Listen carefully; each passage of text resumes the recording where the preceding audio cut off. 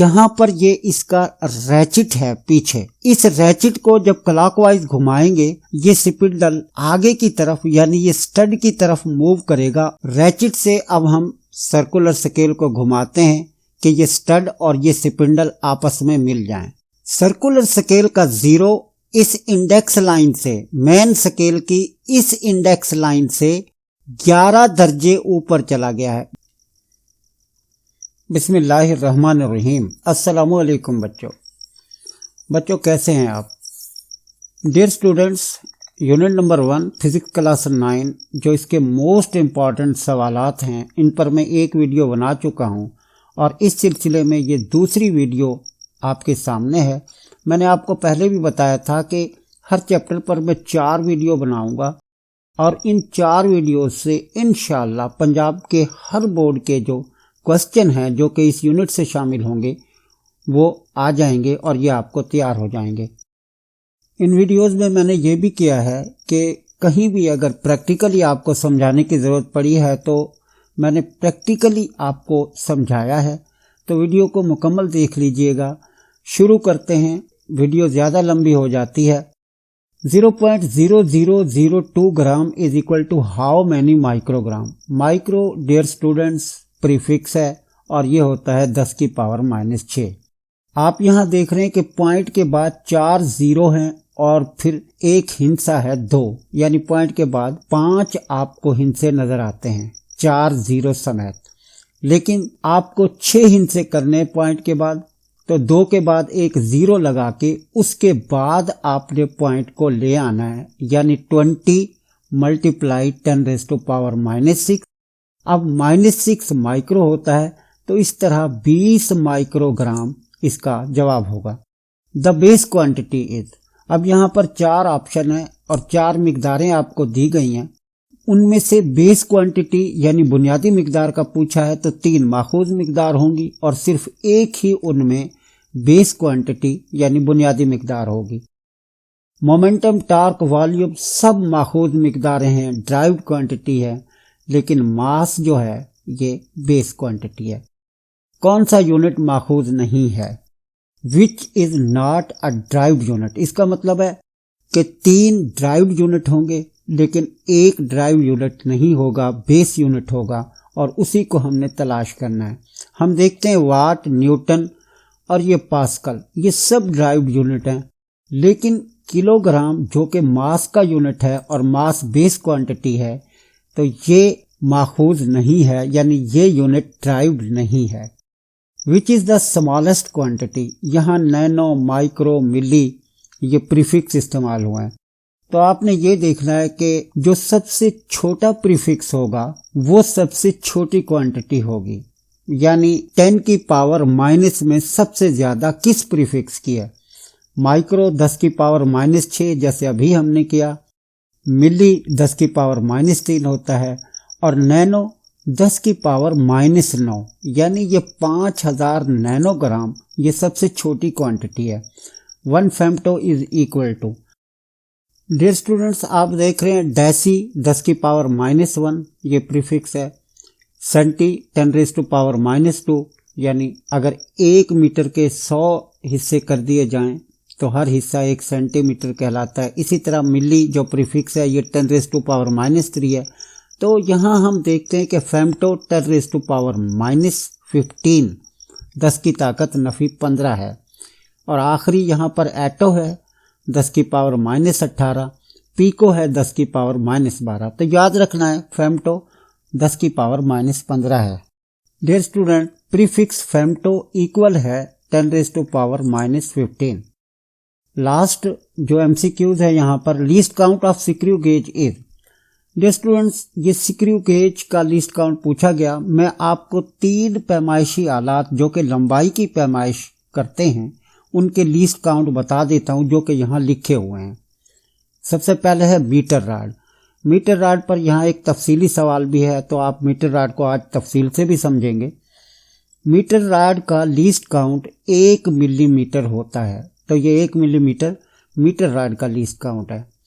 इसके बाद है vernier calliper. Vernier calliper millimetre के 10वें हिस्से तक की पैमाइश कर सकता है, यानी 0.1 mm या 1/10 मिलीमीटर 1/10 मिलीमीटर ये वर्नियर कैलिपर का लीस्ट काउंट होता है। तो ये वर्नियर कैलिपर का लीस्ट काउंट है। स्क्रू गेज जो है वो मिलीमीटर के 100वें हिस्से की पैमाइश कर सकता है। 0.01 mm जो लीस्ट काउंट है ये स्क्रू गेज का है। डियर स्टूडेंट्स, शॉर्ट क्वेश्चन शुरू करते हैं। Define plasma physics and nuclear physics. Plasma physics और न्यूक्लियर फिजिक्स की तारीफ करें। पिछली वीडियो में मैंने बताया था कि जब फिजिक्स की किसी ब्रांच की डेफिनेशन का कहा जाए तो अमूमन ये दो ब्रांचेस इकट्ठी दे दी जाती हैं और उनकी डेफिनेशन पूछ ली जाती है। प्लाज्मा फिजिक्स क्या है बच्चों, आपको थोड़ी सी तवज्जो देनी है ताकि ये कंसेप्ट जो है क्लियर हो जाए। मैं थोड़ी सी एक्सप्लेनेशन भी करूंगा ताकि आपको बात क्लियर हो जाए। मादा की आयोनिक हालत के बनने और फिर उस आयोनिक हालत की जो खसूसियात का मुताला है ये प्लाज्मा फिजिक्स है। थोड़ी सी मैं वजाहत कर देता हूं बच्चों। मैटर मादा आप जानते हैं कि 3 हालतों में कॉमनली पाया जाता है, सॉलिड, लिक्विड एंड गैस। अब अगर हम सॉलिड को हीट करते हैं तो वो लिक्विड में चेंज हो जाता है। लिक्विड को हीट करने पर वो गैसियस स्टेट में यानी वेपर्स में, बुखारात में तब्दील हो जाता है। लेकिन अगर बुखारात को या उस गैसियस स्टेट को मजीद गर्म किया जाए तो क्या होगा? होगा ये कि गैसी हालत में उस मैटर के, उस मादा के जो एटम्स हैं वो टूट जाते हैं, यानी उनमें से इलेक्ट्रॉन निकल जाते हैं। यूं समझ लें कि उन एटम्स के वैलेंस शेल से इलेक्ट्रॉन निकल जाते हैं। आप जानते हैं कि जब किसी एटम से इलेक्ट्रॉन निकलता है तो वो आयन बन जाता है। आयन और उन इलेक्ट्रॉन्स का जो मिक्सचर होगा ये प्लाज्मा कहलाएगा। अब ये प्लाज्मा बना कैसे? इस प्लाज्मा की खसूसियात क्या होती हैं, यानी क्या इनमें से करंट गुजर सकता है? इसी तरह से कुछ दूसरी खसूसियात का मुताला किया जाता है। तो ये प्लाज्मा फिजिक्स है। It is the study of production and properties of ionic state of matter, यानी मादा की आयनी हालत के बनने और उस आयनी हालत की खसूसियात का मुताला प्लाज्मा फिजिक्स है। Mixture of matter in the form of electron and ions is called plasma. और गैसी हालत में जो आयंस और इलेक्ट्रॉन्स का जो मिक्सचर है, आमेजा है, ये प्लाज्मा कहलाता है। जबकि न्यूक्लियर फिजिक्स है, it deals with the properties and behaviour of nuclei. किसी भी एटम का अगर हम एक न्यूक्लियाई लेते हैं, उसकी प्रॉपर्टीज, उसका तर्ज अमल, उसके रवैया, यानी न्यूक्लियाई की प्रॉपर्टीज और उस न्यूक्लियाई का तर्ज अमल क्या है, रवैया क्या है, और उस न्यूक्लियाई में कौन कौन से पार्टिकल्स मौजूद हैं, ये जब हम स्टडी करते हैं तो ये न्यूक्लियर फिजिक्स है। आप जानते हैं कि न्यूक्लियाई में 2 तरह के पार्टिकल होते हैं, न्यूट्रॉन और प्रोटॉन। तो इनके स्टडी न्यूक्लियर फिजिक्स में आएगा। उर्दू में इस तारीफ को देख लेते हैं।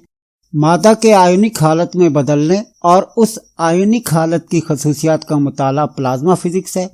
जबकि न्यूक्लियर फिजिक्स किसी एटम के न्यूक्लियाई की खसूसियात और उसके न्यूक्लियाई के तर्ज़े अमल से है, उस न्यूक्लियाई के रवैया से है। न्यूक्लियाई में मौजूद जो पार्टिकल्स हैं उनका मुताला भी न्यूक्लियर फिजिक्स है। डियर स्टूडेंट्स, दूसरा शॉर्ट क्वेश्चन है, from which basic quantities following drive quantities work and force are drive, यानी वर्क और फोर्स के बारे में पूछा गया है जो कि ड्राइव क्वांटिटीज हैं।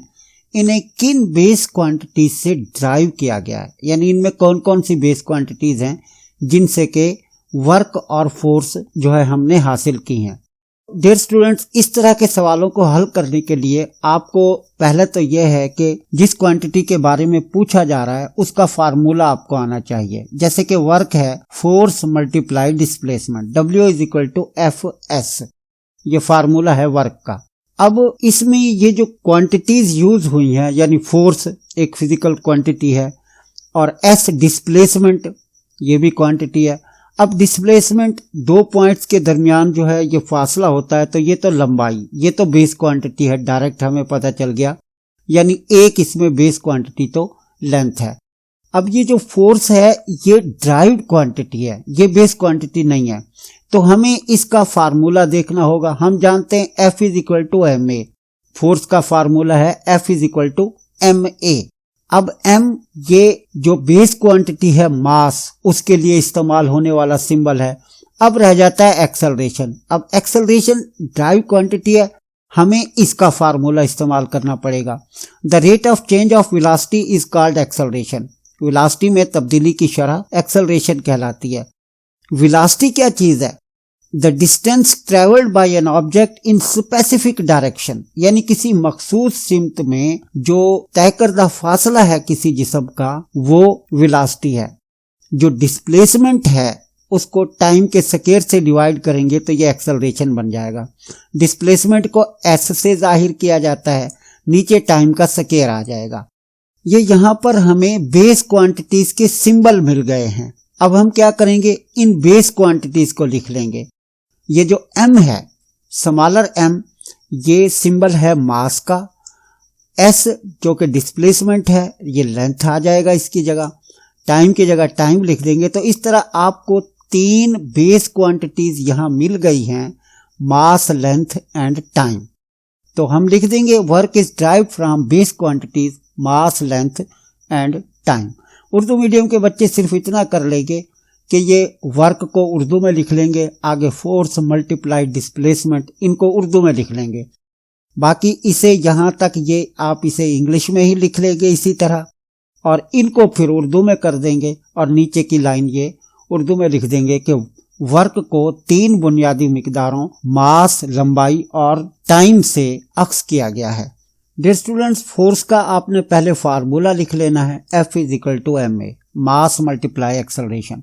m सिंबल है मास का, तो ये m उसी तरह रहेगा, यानी इसका तो हमें पता चल गया कि ये बेस क्वांटिटी मास है। लेकिन एक्सेलरेशन ड्राइव क्वांटिटी है, इस पर हमें अभी मजीद काम करना है। एक्सेलरेशन, जैसे मैंने पहले बताया, the rate of change of velocity is called acceleration. और velocity distance travelled by your body in specific direction, यानी 2 मकामात के दरमियान एक मखसूस सिमत में जो फासला है, ये कोई भी बॉडी जो तय करती है वो वेलोसिटी है। फासले को s से जाहिर करेंगे और नीचे टाइम का स्क्वायर आ जाएगा। अब इनके ये आ गए हमारे पास सिंबल क्वांटिटीज के, s लेंथ के लिए, m मास के लिए और t टाइम के लिए। तो यहाँ मास, लेंथ और टाइम आपने फिर इनकी जगह लिख लेना है। उर्दू वाले बच्चे इसे उर्दू में लिखेंगे तो नीचे आप बता देंगे कि force is derived from base quantities mass, length and time. Dear students, तीसरा short question, define international system of units. मैंने मुख्तसर सा ही इसका जवाब लिखा है। The international system of unit is a scientific method expressing, जाहिर करने के लिए, मैग्नीट्यूड्स और क्वांटिटीज ऑफ नेचुरल फिनोमेना, यानी ये जो कुदरती मज़ाहिर हो रहे होते हैं उनको साइंसी तरीके से जाहिर करने का एक निज़ाम है, जिसे SI सिस्टम ऑफ यूनिट्स यानी इंटरनेशनल सिस्टम ऑफ यूनिट्स कहा जाता है। आप जानते ही हैं कि 7 बेस यूनिट्स हैं और उनसे बाकी यूनिट्स ड्राइव किए जाते हैं। तो आपको ये एक लाइन याद करनी है, the international system of unit is a scientific method, एक साइंसी तरीका है, ऑफ एक्सप्रेसिंग मैग्नीट्यूड्स और क्वांटिटीज ऑफ नेचुरल फिनोमेना। इसको उर्दू में भी देखते हैं बच्चों। एक साइंसी तरीक़ाकार जो कुदरती मज़ाहिर की मिकदार को जाहिर करने के लिए इस्तेमाल होता है, इंटरनेशनल सिस्टम ऑफ यूनिट्स कहलाता है। इस सिस्टम में 7 बुनियादी यूनिट्स हैं और उन्हीं से बाकी यूनिट्स अक्स किए जाते हैं। Estimate your age in seconds, अपनी उम्र का अंदाजा सेकेंड्स में बताएं। डियर स्टूडेंट, बहुत आसान सवाल है। आप सीधा सीधा अपनी उम्र 15 साल बताएं। लिखेंगे कि माई एज 15 ईयर्स, मेरी उम्र 15 साल। अब ये साल हैं, आप जानते हैं कि एक साल में 365 दिन होते हैं। अब 15 को 365 से आप मल्टीप्लाई कर देंगे तो ये दिन बन जाएंगे, यानी डेज हासिल होंगे। एक दिन में 24 घंटे होते हैं, आप इसे मजीद 24 से मल्टीप्लाई करें तो ये आवर्स में कन्वर्ट हो जाएगा। अब 1 घंटे में 60 मिनट होते हैं, इसे मजीद 60 से मल्टीप्लाई कर दें तो ये मिनट्स बन जाएंगे।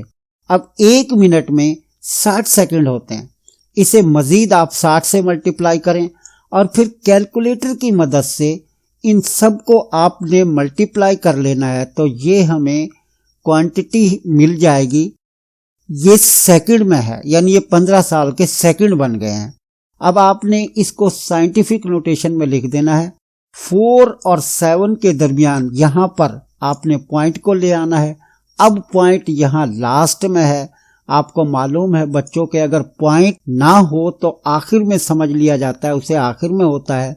अब ये 3 3 6 और 2 8 डिजिट पॉइंट आगे जाएगा तो 10⁸ बन जाएगा। तो इस तरह से जो आपकी उम्र है 15 साल, उसका अंदाजा ये हो जाएगा 4.73 multiply 10⁸ second. When the zero error of the screw gauge will be positive, screw gauge का जीरो एरर कब पॉजिटिव होगा? हम इसको प्रैक्टिकली पहले करके देखते हैं कि मेरे पास एक स्क्रू गेज है, मैं आपको दिखाता हूं कि उसमें कौन सा एरर है, पॉजिटिव है या नेगेटिव है। देखिए पैमाइशी आलात में ये एरर होते हैं और उनको पहले मेजर किया जाता है, इसके बाद मेजरमेंट ली जाती है। इस स्क्रू गेज का ये स्टड है और ये स्पिंडल है। आप देखते हैं कि इनके दरमियान गैप मौजूद है। आपको मालूम है कि पिछले वीडियो में मैंने बताया था कि जिस जिस्म की भी लेंथ मालूम करनी हो उसे इस स्टड और स्पिंडल के दरमियान रखा जाता है। ये स्क्रू गेज की मेन स्केल है और ये मेन स्केल की इंडेक्स लाइन है। इस पर ये मिलीमीटर में यहाँ पर ये दर्जे लगे होते हैं। आप पिछली वीडियो में भी इसको प्रैक्टिकली देख चुके हैं। सर्कुलर स्केल है ये स्क्रू गेज की और यहाँ पर ये इसका रैचिट है पीछे। इस रैचिट को जब क्लॉकवाइज घुमाएंगे ये स्पिंडल आगे की तरफ यानी ये स्टड की तरफ मूव करेगा और इनके दरमियान ये गैप खत्म हो जाएगा।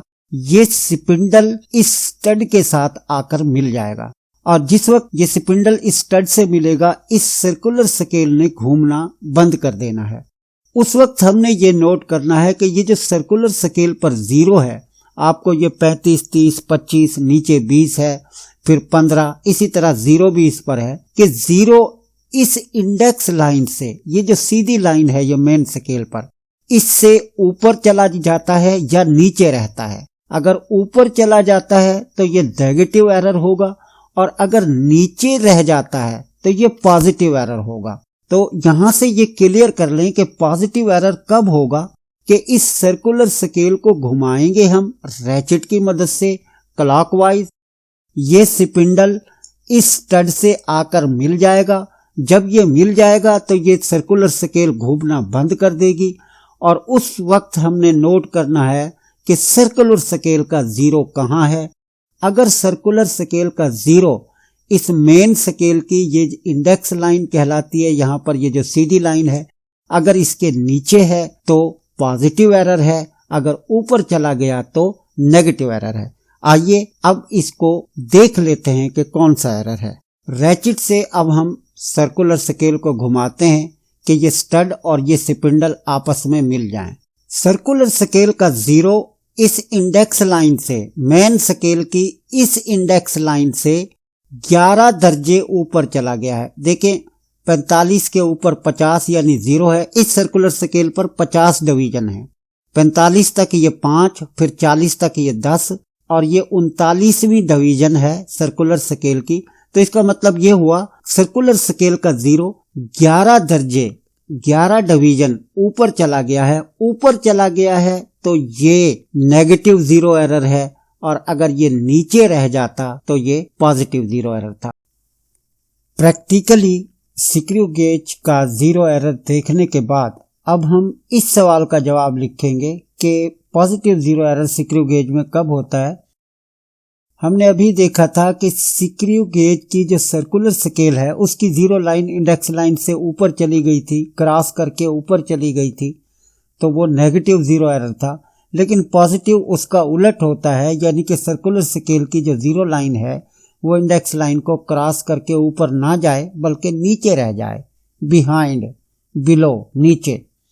Zero error of screw gauge will be positive if zero line of circular scale is behind or below the index line after joining the stud and spindle of screw gauge। अब इस error को calculate कैसे करेंगे? ये positive error होगा। इसे calculate कैसे करेंगे? Division of circular scale that have not cross the index line are counted. Circular scale के उन डिवीजन को गिना जाता है from the zero line and multiplied by the least count to find the positive zero error of screw gauge. Screw gauge के stud और spindle को मिलाने पर अगर सर्कुलर स्केल की जीरो लाइन मेन स्केल की इंडेक्स लाइन के नीचे यानी पीछे रह जाए तो स्क्रू गेज का जीरो एरर पॉजिटिव होगा, और सर्कुलर स्केल की जीरो लाइन से उन तमाम डिवीजन को गिनकर कि जिन्होंने इंडेक्स लाइन को क्रॉस नहीं किया लीस्ट काउंट से ज़रब देकर पॉजिटिव एरर निकाल लिया जाता है। एक बहुत अहम और important short question, why a screw gauge measure is more accurate than vernier calliper. एक स्क्रू गेज की पैमाइश वर्नियर कैलिपर की पैमाइश से ज़्यादा दुरुस्त क्यों होती है? तो आप इसकी हेडिंग बना देंगे measurement accuracy. The least count of screw gauge is 0.01 millimetre millimetre.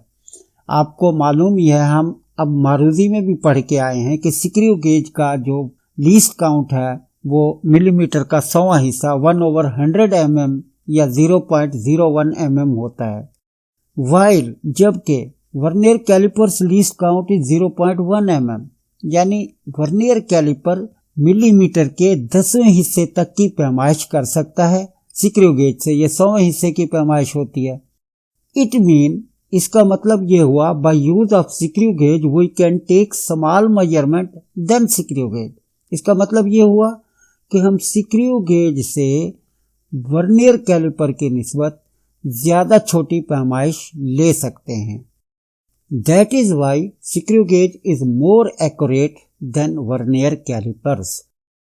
Video को रोक कर और इसका जवाब आपने याद करना है, क्योंकि ये आपको बुक से शायद ना मिले, तो यही वीडियो को आपने पॉज करके इस जवाब को आपने नोट कर लेना है या याद कर लेना है। उर्दू में देख लेते हैं, वही जो पीछे हमने इंग्लिश में अभी किया है उसी को आपने उर्दू में कन्वर्ट कर देना है, तो ये इसका जवाब बन जाएगा। आखिरी शॉर्ट क्वेश्चन है, write down 2 rules to find the significant digits in a measurement. हमने कोई पैमाइश ली है और अब हमें उसमें अहम हिस्से मालूम करने के असूल लिखने के, इसमें अहम हिस्से कितने होंगे। याद रखें बच्चों कि अगर किसी पैमाइश में जीरो ना हो और हिस्से हों तो वो तमाम हिस्से सिग्निफिकेंट डिजिट्स होते हैं। फॉर एग्जांपल, हमने किसी चीज़ की लेंथ मालूम की है 27 सेंटीमीटर, जैसे किसी बुक की या किसी कॉपी की नोटबुक की लेंथ है और वो 27 सेंटीमीटर है, तो हम कहेंगे कि इसमें 2 सिग्निफिकेंट फिगर्स हैं। इसी तरह 275 अगर कोई मेजरमेंट है तो इसमें 3 सिग्निफिकेंट फिगर हैं। जीरो बिटवीन सिग्निफिकेंट डिजिट्स यानी 2 नॉन जीरो डिजिट्स के दरमियान कोई जीरो आ जाता है। अब नॉन जीरो डिजिट वो तो सिग्निफिकेंट है, हमने पहला रूल पढ़ लिया। इनके दरमियान अगर जीरो आ जाता है तो वो सिग्निफिकेंट होता है। जैसे यहां पर एग्जांपल है 2705, 4 सिग्निफिकेंट डिजिट्स हैं। फाइनल जीरोज और जीरोज आफ्टर डेसिमल, यानी किसी मेजरमेंट में पॉइंट के बाद अगर जीरो मौजूद हैं या किसी मेजरमेंट में पॉइंट नहीं है लेकिन आखिर में जीरो हैं तो वो सिग्निफिकेंट होते हैं। 275.00 5 सिग्निफिकेंट डिजिट्स हैं। और चौथा और आखिरी रूल है, zeros used for spacing the decimal point are not significant, यानी 0.025। अब ये जो 0.0 पॉइंट से पहले एक जीरो है, पॉइंट के बाद एक जीरो है, ये सिग्निफिकेंट नहीं है क्योंकि ये पॉइंट की पोजीशन को शो करते हैं या उनके लिए ये लगाए गए हैं। जैसे यहाँ नीचे आप एग्जांपल देख रहे हैं 0.03 एक ही सिग्निफिकेंट डिजिट है, इसी तरह 0.027 में भी एक ही सिग्निफिकेंट डिजिट होगा। डियर स्टूडेंट्स, उर्दू में भी आप इनको लिख देंगे। यहाँ जो है 2 असूल पूछे गए, ये 3 लिखे हुए हैं, तो ये नॉन जीरो हिंसे हमेशा अहम हिंसे होते हैं। ये वीडियो ज़रा लंबी हो रही है इसलिए मैं ज़्यादा जल्दी कर रहा हूँ, तो उर्दू मीडियम के बच्चे थोड़ा सा यहाँ वीडियो को पॉज करें और इन रूल्स को पढ़ लें। स्टूडेंट्स, अब इस वीडियो के जो 2 लॉन्ग क्वेश्चन हैं वो आ जाते हैं। यहाँ पर जो पहला क्वेश्चन हमें दिया गया है what is the measuring instrument, पैमाइशी आला क्या है, एक्सप्लेन द मीटर रॉड। अब मीटर रॉड एक मेजरिंग इंस्ट्रूमेंट है, उसको एक्सप्लेन करना है, लेकिन इससे पहले मेजरिंग इंस्ट्रूमेंट को डिफाइन करना है।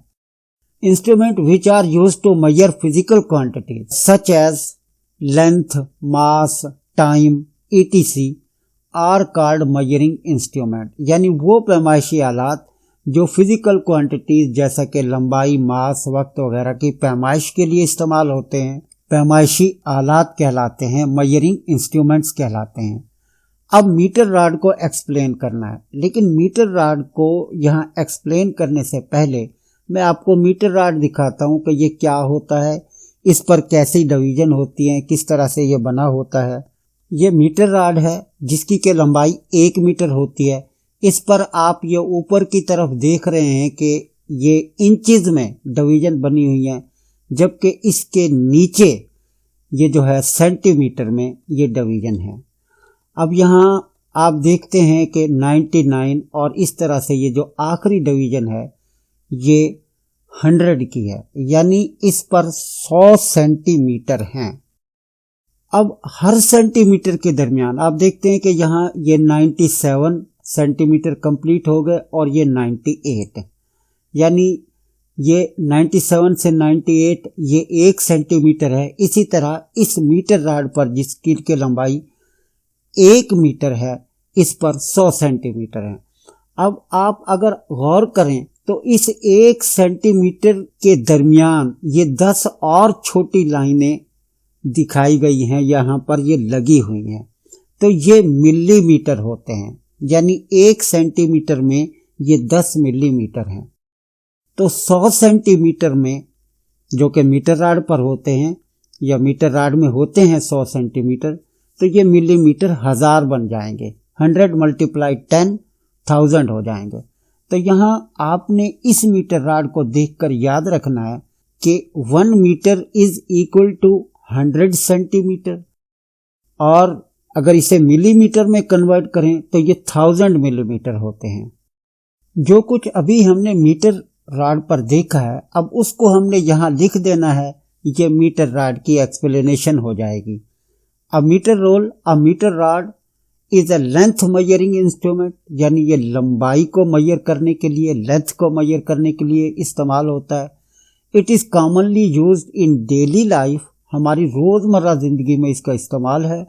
To measure length of objects और to measure distance between 2 points, 2 points का दरमियानी फासला या चीज़ों की लंबाई इससे मेजर की जाती है।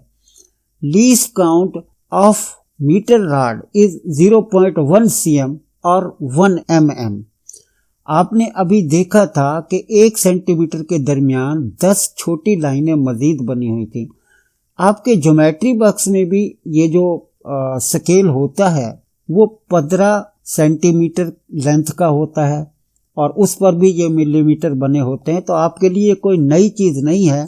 मीटर रॉड यह है कि वो 100 सेंटीमीटर का होता है, तो उससे 1 मीटर बनता है। अब जो कम से कम मेजरमेंट है जो इस मीटर रॉड से ली जा सकती है, 1 सेंटीमीटर के दरमियान में जो 10 लाइनें लगी हुई थी, तो वो उन 2 लाइनों का दरमियानी फासला 1 मिलीमीटर था। तो 1 मिलीमीटर हम मीटर रॉड से लेंथ फाइंड कर सकते हैं या ले सकते हैं। इसकी कंस्ट्रक्शन आप लिख देंगे, it is 1 metre long and has 100 centimetre. अभी जैसे देखा है, each centimetre has divided into 10 small equal divisions called millimetre, यानी हर सेंटीमीटर को 10 बराबर हिस्सों में तकसीम किया गया होता है और हर हिस्से को मिलीमीटर कहते हैं। 1 millimeter is the smallest reading that can be taken by a meter roll and called least count of meter roll। Metre roll से या मीटर रॉड से जब हम मेजरमेंट लेते हैं तो एक एहतियात करना होती है कि अपनी आँख को उस पॉइंट के बिल्कुल पैरेलल रखना होता है जहां हम मेजरमेंट ले रहे हैं। यानी हमें लेफ्ट होकर या राइट साइड पर जाकर उस पॉइंट को नहीं देखना, बल्कि उस पॉइंट को बिल्कुल सामने हमने रहना है, मीटर रॉड के उस पॉइंट के सामने जहां पर हम मेजरमेंट ले रहे होते हैं। तो इस तरह से मेजरमेंट में ह्यूमन एरर नहीं होगी, इंसानी गलती का खतरा नहीं होगा। यही सारी डिटेल आप उर्दू में भी लिख देंगे जो अभी इंग्लिश में लिख कर आए हैं। मैं थोड़ा सा ये जो है स्क्रीन के ये कर देता हूँ ताकि यहाँ वीडियो को पॉज करके बच्चे इसको पढ़ लें। और इसी तरह से ये इसका दूसरा पेज होगा, यहाँ आप इसको पॉज करें और इसकी एक बार रीडिंग कर लें, ये आपको तैयार हो जाएगा। आखिरी क्वेश्चन है बच्चों, a chocolate wrapper is 6.7 cm long and 4.5 cm wide. Important सवाल है और ये अक्सर आता रहता है। Find its area up to reasonable number of significant figures. देखिए भाई, एक चॉकलेट रैपर है, 6.7 सेंटीमीटर उसकी लंबाई है, 5.4 सेंटीमीटर उसकी चौड़ाई है। माकूल अहम हिस्सों की तादाद में उसका एरिया मालूम करना है। आपने लिखना है, उर्दू मीडियम वाले सिर्फ इतना करेंगे कि इनको उर्दू में लिख लेंगे, इंग्लिश मीडियम वाले इसे इंग्लिश में लिखेंगे। लेंथ, विड्थ और एरिया हम जानते हैं, रेक्टेंगल टाइप का ये जो है रैपर है, एरिया इसका होगा लेंथ मल्टीप्लाई विड्थ। लेंथ की जगह लेंथ को पुट कर दें और इसी तरह विड्थ की वैल्यू पुट कर दें। अब इनको मल्टीप्लाई करने पर यह आ जाएगा 36.18 स्क्वायर सेंटीमीटर। अब रीजनेबल सिग्निफिकेंट फिगर्स में ये एरिया बन जाता है 36। अब ये 36 कैसे बना है डियर स्टूडेंट्स, इसको समझ लें। हम देखते हैं कि लेंथ 6.7 cm है, 2 सिग्निफिकेंट फिगर हैं। विड्थ में भी 2 सिग्निफिकेंट फिगर हैं। इसका मतलब ये हुआ कि जो हमारी ऑब्जर्वेशन है या जो चीज़ें हमें दी गई हैं उनमें जो मैक्सिमम है वो 2 सिग्निफिकेंट फिगर हैं। तो इनका जो फाइनल आंसर होगा या इस प्रॉब्लम का, इस सवाल का जो जवाब होगा उसमें भी हमने 2 ही सिग्निफिकेंट फिगर लिखने हैं। अब 36.18, अब ये जो 18 है ये 0.5 से कम है।